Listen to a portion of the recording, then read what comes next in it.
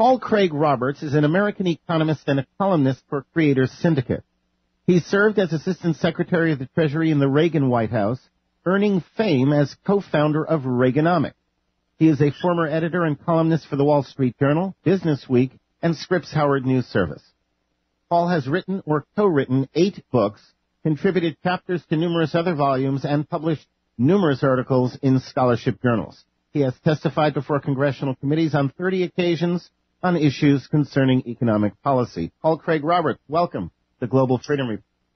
Thank you. It's a pleasure to have you. What was it like? This is just a matter of personal interest. What was it like working in the Reagan White House? And did you ever meet the president? And if so, what was he like? Oh, I met the president many times. He was a very old-fashioned kind of guy, the kind of American that really isn't around any longer, I don't think. He took on Wall Street and he took on the military security complex. And this, of course, has not happened since. It's nothing that George Herbert Walker Bush ever thought about, or Clinton, or George W. Bush, and certainly not Obama. So I would say that Reagan thought that he was the president because the people had elected him, not because he had taken a whole bunch of money from Wall Street and the military security complex in order to outspend the other candidates and win the office. So he thought that he should be running the country and not Wall Street and not the military security complex. And that's pretty much what he did.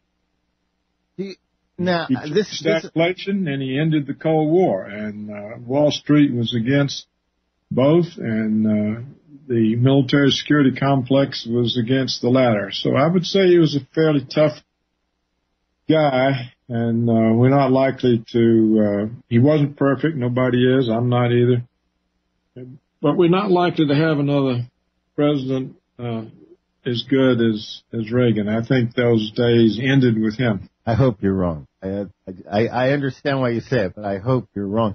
Do you think, and this is more of a personal opinion I'm asking, but do you think the fact that he was not a lawyer, he was an actor, he was not a lawyer, he didn't come up through that environment, do you think that contributed to him being the kind of president he was? I don't know, possibly. I think it's like I said, mainly he came from a long time ago. And it was before all the sellouts and corruptions had reached all aspects of life in the United States. And he was not touched by it. Even as an actor, he doesn't seem to have been touched by it. So he was a remarkable man, I will say that. Absolutely. I think it was the times. Just those times are gone. The people those times produced are gone with them. What did you do to earn the designation of co-founder of Reaganomics? Well, Reaganomics was based on the Kemp-Roth bill that had been introduced in Congress by Congressman Jack Kemp and Senator William Roth. And I'm the one who wrote the bill and who, as chief economist of the House Budget Committee, pushed it as a substitute to the Keynesian spending programs that were offered every year in the budget resolution. And after I left the House staff, I went over to the Senate staff and continued organizing them, and then ended up taking Jude Wanniski's job at the Wall Street Journal. And, of course, the editor of the Journal, Bob Bartley, was in favor of the supply-side approach to stop the simultaneous rise of inflation and unemployment, for which existing policy had no remedy. Reagan adopted this policy, and he wanted someone there who was committed to it so that he could get it out of his administration. He knew Wall Street would be lobbying against it and so forth. And so that's how I was put into the Treasury. You recently wrote a piece entitled Osama bin Laden's Useful Death. I love the title, in which you challenge the official story about the killing of what we're told is the world's public enemy number one. You know, what prompted you to write commentary And why don't you believe the official version of events? Well, I don't think anyone intelligent could believe the official version. I mean, it didn't last 48 hours, did it? The official version. Before 48 hours have passed, they totally changed it, and it bears no resemblance whatsoever to what President Obama told the country on Sunday evening a week or so ago. Look, it's been well known for a decade that bin Laden died in December of 2001. Everyone in the CIA knows that. It was reported even on Fox News in December of 2001 that bin Laden had died. The Taliban at the time announced his death. Everyone knows he's dead. All of the videos that the CIA issued over the years were proven to be fakes by experts. Now they don't even bother to issue videos. They use audio because it's easier to fake a voice than an appearance and not be detected. So that's one reason. The other, there are a number of reasons. The other is, look, if you succeeded in killing bin Laden, the most dangerous man on earth, would you dump his body in the ocean immediately and destroy the evidence of your success? Of course not. Nobody, anybody that believes that really doesn't have enough IQ to be alive. It's the most extraordinary thing that they don't even take care with the lies they tell people. They don't even try to be credible in their lies. What else do we know? Well, here is this dangerous man, and Donald Rumsfeld had said that Al-Qaeda is the most dangerous group of highly trained, vicious killers on the planet. Well, where were they? How would they leave their leader to be defended by two women? I mean, who could believe this, right? So it makes no sense on its face. It contradicts known evidence. I don't think there's a single person in the CIA that doesn't know bin Laden died in 2001. So why did we have this theater, which is what it was? Well, Obama's approval rating was down in the 40s. He was facing, the possibility of a challenge for the nomination from within his own party. That is, he might not even be renominated by the Democrats because he was seen not to be electable. He had been damaged by the birthers, claim that he's not an American, his birth certificate is false. When this whole issue came up 2 years ago, I said, look, this needs to be dealt with immediately. We have to have the State Department or somebody produce evidence that you actually were American or this is going to run away with you. Well, they ignored it. We're now, well into the third year, and so he was hurt by that. Pardon me, let me interrupt for a second there, because it kind of makes sense. It seems that if he could legitimately have proven his natural citizenship status, that he would have done it. So the fact that he did ignore it seems to say volumes. I don't know if it does or not. I think it just means the president didn't want to pay attention to what they regarded as kooks. It's just like the people who say 9/11 was an inside job. Many of them are experts. They got good evidence. They have good points, but they get dismissed by people who are nothing like their equal in terms of knowledge or intellect, because they're kooks. They're saying something that they don't want to hear. So I don't know that you're right about that. But what I do know is that he was in trouble. And he was also in trouble because the right wing says he's a Muslim. So what did this killing of bin Laden do? Well, it showed he was a macho, tough guy. He's more American than the Americans. He killed the most dangerous man on the planet. He got revenge for 9/11. He shows he's not a Muslim because he killed the leader of the Muslim dissidents or whatever they are. So it did, and of course his approval rating shot up to 60%. And now majority of Americans think he should be reelected. So it worked. Now, that wasn't the only agenda, Brent. Well, also the question whether it will last as this information comes out. It doesn't matter if it lasts. It only has to last long enough that it is too late for him to be challenged for the nomination from within his own party. And it will last that long.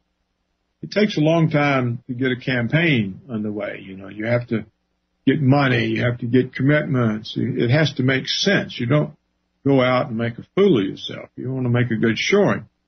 And so I think he's succeeded in stopping any challenge to his renomination by the Democrats. That he has succeeded. Now, of course, we don't know, did he come up with this idea? Did his political people come up with this idea? Or did the CIA come up with it? The military security complex or Homeland Security? Who came up with it? Because there's so many agendas associated with it. For example, we have the CIA say, look, see, torture pays. If we hadn't been torturing all these people, we never would have found him. So that then sort of puts to rest the fact that the United States government violated all known law, not, its own law, all international law. It behaved as Nazi Germany. It behaved as a war criminal. It did things that other governments get sent to The Hague and prosecuted and hung for. So, look, got bin Laden. So, okay, it's all right now. So all that's fixed. What else did we see? We saw the CIA director say, oh my goodness, we've killed him. So now Al-Qaeda will retaliate against us. We'll have another 9/11. Get ready for another false flag attack. Why did he say that? Because the American support for the war is lagging. They've had enough of it. The polls show a majority of people want to get out of Afghanistan. They want it all over with. But this doesn't suit the military security complex, which makes billions and billions from these wars. And it doesn't suit the CIA, which gets amazing power and lack of accountability from having the war on terror. So we're now set up for a false flag event to get the Americans all mad and scared and angry again to support the wars. It may or may not happen, but that's now set up. You can see it. Within a few hours of Obama's announcement, we had the CIA director saying they're going to retaliate. And then just the other day, we had another fake release from Al-Qaeda that, we're going to get even with you guys. We're going to attack you again. So that's in the works. What else did we see? We saw Homeland Security jumped into the show. They said, we've killed bin Laden. What this means is all the domestic extremists, all these Americans who are domestic extremists, an undefined term, which seems to include war protesters, environmentalists. Vague definitions tend to serve the agenda of the political elite. Before you go on, I just want to give out the number again. If you have a question or a comment you'd like to share with my guest, Paul Craig Roberts is here for another few minutes, and you can get on board at 888-747-1968. That's 888-747-1968. Call right now if you do want to speak with him. Paul, one of the things that I believe has happened as a result of this is the bin Laden story seems to have replaced Libya. We haven't heard a word about Libya and Afghanistan and Pakistan in the news. Is it as simple as that? Is it being used as just a distraction while something nefarious goes on in those parts of the world? Everything is a distraction. Every news report is a distraction. But you see, the agendas that are served by the story of bin Laden's death are all important to Washington and to the interest groups. For example, we now can attack Pakistan. Why? Because, they hid bin Laden from us. So here, bin Laden, where was he? He was hiding in a military garrison city next door to the Pakistani military academy, that is the West Point. The entire town is a military garrison. People have to show their papers as they walk in the streets. How could he have been there undetected all these years? aha, the Pakistanis were hiding him from us. They're not really helping us on the war on terror. So we're going to have more drone attacks, more air raids, more troops in there. In fact, we may have to take over the country. Now, what does that agenda serve? It serves the fact that Washington now is scared to death because the International Monetary Fund announced a couple of weeks ago that the American era was over, that within 5 years, the United States would be surpassed by China and would no longer be a superpower or the only superpower. It would be number 2. You can't imagine the panic in Washington that being number 2 implies. You mean we can't boss the world around? We can't buy them? We can't do this? We can't do that? That China will be more powerful? How can we live with this? So, you can see the trauma and the reevaluation. And so what do we see happen? Well, instantly, Hillary Clinton is out there saying, oh, these Chinese, they have human rights abuses.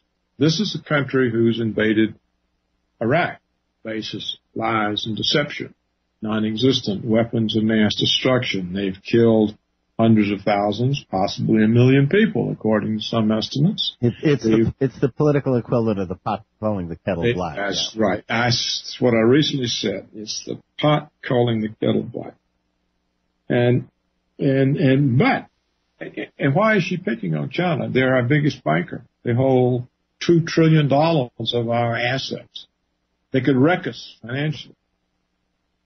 If they have actually, since they claim they have gotten rid of bin Laden, who's the enemy? Who's the new Emmanuel Goldstein? You know, the figure in Orwell's 1984 whose appearance appears on the screen every day for 2 minutes of hate.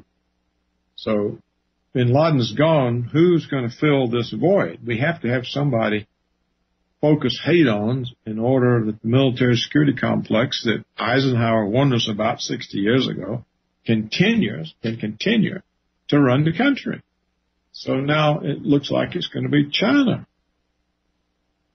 So I think all of this is leading into World War III, and the Americans will never wake up. Well, now, hang on. I want to ask you this because I cannot figure it out for the life of me. Okay, now that bin Laden has been acknowledged as being dead, I agree with you. My information says this happened 10 years ago, but now the U.S. has acknowledged his death. So why won't Afghanistan or Pakistan simply tell the U.S., get out of our country, go home, you're not welcome here anymore? Money. Is it as simple as that? Is it as basic as that? Do you really think Maliki is more interested in Iraq than in his bank account? Or that Karzai, Afghanistan, is more interested in Afghanistan than in his bank account? No. Look, many years ago, when I was a young man, it turned out that I had just finished my PhD, and my dissertation chairman ended up appointed the second most powerful man in the Pentagon. And one summer when I was teaching at Georgetown University, he sent a limousine for me to come to this office, which was the size of a football field. It had phones and red phones everywhere. And he wanted me to go to Vietnam and take over the aid programs. And I said I thought it was too late because we had already lost that war and I didn't see the point of it. But in the conversation, I asked him, I said, how do we get all the countries of the world to do what we want? He said, money. I said, oh, you mean foreign aid? He said, no, we just buy them. We own the governments. We own every government in Europe. We buy them. We give them money. He didn't approve of it. He thought it was awful. He was totally opposed to it. There was nothing he could do about it. It was just the way the world worked. I wrote this some years ago. I wrote an article and said, and reported this because he's dead now. And I figured that they can't blame him for it. He's gone. And I had letters from two of his assistants at the time who said, that's exactly right. That's exactly the way it works. And we were all horrified, but we could do nothing whatsoever about it. And that's how it works today. The United States owns the English government, French government, the British government, Italian government, every government of Europe. It owns the Egyptian government, the Saudis, all the oil emirates, Qatar, the United Arab Emirates. I hope you know how depressing this is. It owns Canada, Australia. None of these people represent their people. They represent Washington's interests. Why else do you think NATO, which was formed up to resist a Soviet invasion, potential Soviet invasion of Western Europe, why is it fighting for the Americans in Libya, in Afghanistan? Why? Why are the Canadians there? The Australians? This is the question. Again, why don't they just say, get out of our country, leave us alone? Paid. And, I can't disagree with you. What does the British, look. I can't disagree with you, but it's a really gloomy picture of the world. That there's no freedom from that. What? You have to be realistic. That's the whole trouble with Americans. They live in all these illusions and delusions. Look, what was Tony Blair worth as Prime Minister of England? Nothing. Well, they pay the Prime Minister practically nothing. He's out of office 1 year. What's he worth? £30 million, over $40 million. The same thing happened to John Major. And the things, I can't argue with you on it. Of them. It's very depressing. Because they're bought and paid for, and that's why they do what we want. That's why the UN does what we want. All the right-wing propaganda is, the UN's against America. The UN's going to take over America. We're going to have UN troops. That's just the most BS anybody can imagine. The UN is bought and paid for by the Americans. They pay most of the salaries. Give everybody a nice life in New York City. You would think somewhere on the planet, somebody of principle stand up to all of this gangsterism. And at the same time, I understand what you're saying. I understand how difficult what I've suggested and how idealistic it is. Before we run out of time, you have a new edition of your book, The Tyranny of Good Intentions, one of your many books. But this particular one struck my eye because it documents how Americans have lost protection of the rule of law. What's with the new edition? Is there new material? The new edition, it brings up, you see, all of this happened before the War on Terror. Of course, the War on Terror has decimated whatever was left of our civil liberties. So the book, yes, it has new material. It brings up to date the loss of civil liberties just in the normal processes of the law. And then it has material on what the Bush administration or the Bush regime did to what remained of our civil liberties. And so, yes, it is updated, and it needs another update with Obama. And I don't know if you're aware of this, but just the other day, the Republicans have put onto the defense appropriation bill an amendment which makes the President of the United States, not just this one, but any future president, a Caesar. They give him the power to decide on his own initiative when to go to war anywhere in the world, regardless of constitutional restraints, regardless of international law, regardless of evidence. We need a revolution of the people because the Constitution specifically prohibits Congress from doing that, which means they don't have the power to do it. They don't have the authority. They're usurping authority. Well, that's what happens when the country is lost. And you see, the people won't wake up. The majority of them are hard pressed. They're either unemployed or they're about to be, or they're worried about the jobs. I need to stop there because we're about out of time. I want to give out contact info. You'll find Paul Craig Roberts everywhere. He's over at LouRockwell.com. He's over at vdare.com/Roberts. What's the best way for people to find out more about all the work you do, Paul? I think just to Google it.